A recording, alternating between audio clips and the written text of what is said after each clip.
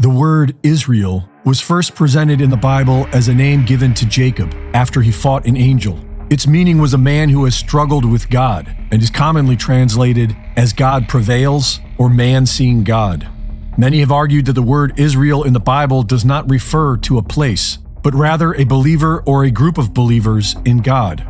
Others believe the land known as Palestine was where the biblical state of Israel once stood. And in the 17th century, Sabbatai Zevi was the first Jew to try and resettle there.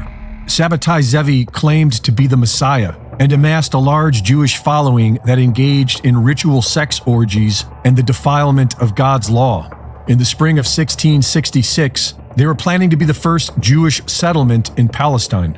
But things changed when Sabbatai was arrested and thrown in jail. His radical movement continued with the Frankism movement, and Zionism became more political.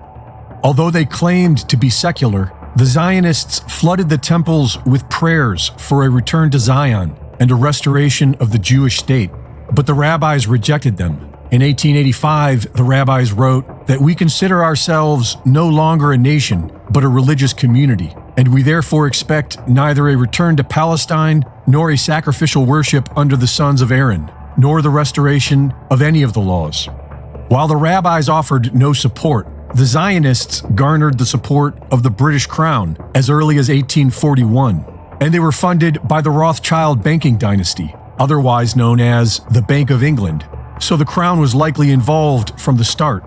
In 1897, the political intent to recreate the State of Israel was made official to the public, and in 1917, under the British government's Balfour Declaration, British troops seized control of Palestine on behalf of the Zionists.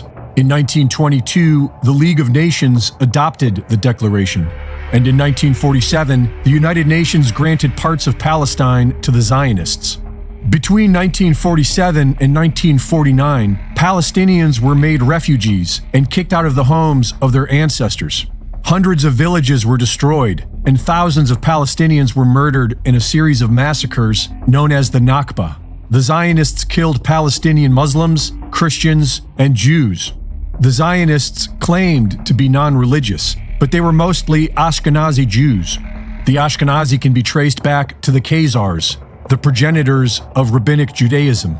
The Khazar Khaganate was a major empire in what is now Ukraine, Georgia, Armenia, Azerbaijan, and parts of Russia, Turkey, and Iran.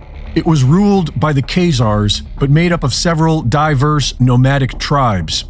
In the year 740, the Khazars mass converted to Judaism. Synagogues and schools were built, and Rabbinic Judaism was born.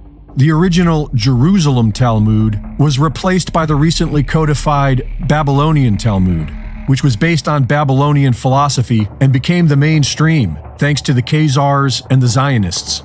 Some Christians believe that this is the synagogue of Satan written about in the Bible, which say they are Jews and are not.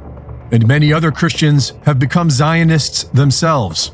The Zionists have tremendous support from American megachurches and Christian evangelicals, many of whom believe that as the world becomes a fiery hell, they will be saved and brought to an eternal paradise. But in order for this to happen, the Temple of Solomon must be rebuilt, and 2/3 of the Jewish people must perish.